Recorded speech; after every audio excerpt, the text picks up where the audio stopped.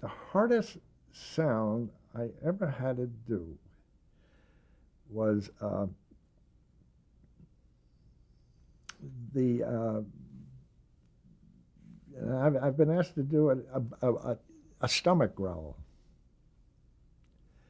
It's the darndest thing, you know. I mean, it's such a subjective thing. It's such a subjective sound that, and I've never really sound. You know, now you have the capabilities of doing it because you have all these, you know, these RF mics and everything. You can, you know, so forth and so on.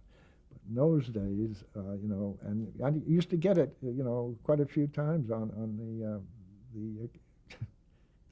on the one show I had to do years ago was a prison show, some kind of a prison show. Anyway, they showed the prisoner urinating in a gas tank of this car.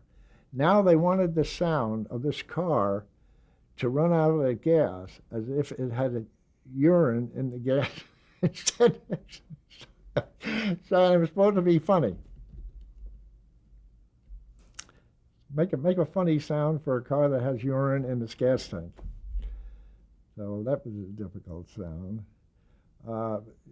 But mostly sound like that. The rest of them, you know, for comedy.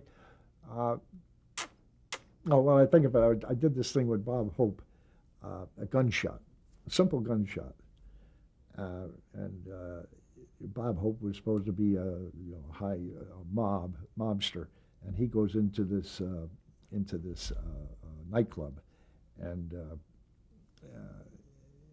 his daughter's singing in this nightclub, and this horrifies him, and he finds that the owner is Lee Marvin, and so forth and so on, and so Lee Marvin sees him coming. So his gang is on this side.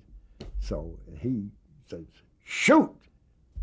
And Marvin reacts, "Not me, him!" And then Marvin goes down. So I do another shot, and Marvin's laying on, and he goes like this. So that's all I needed.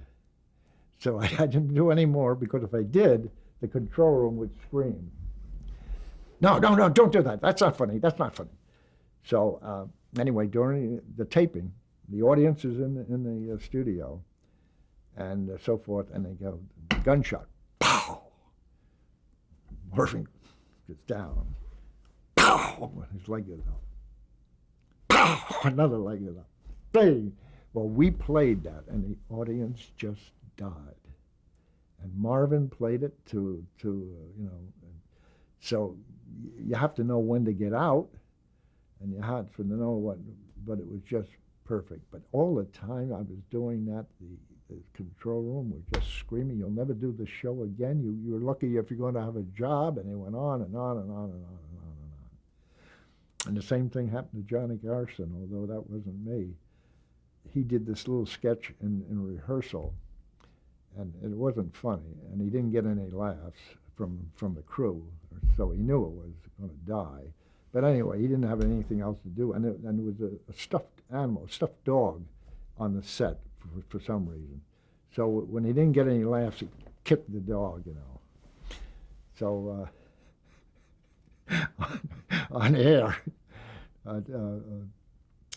the sound effects man brought in a dog, a couple of dogs on the Mackenzie.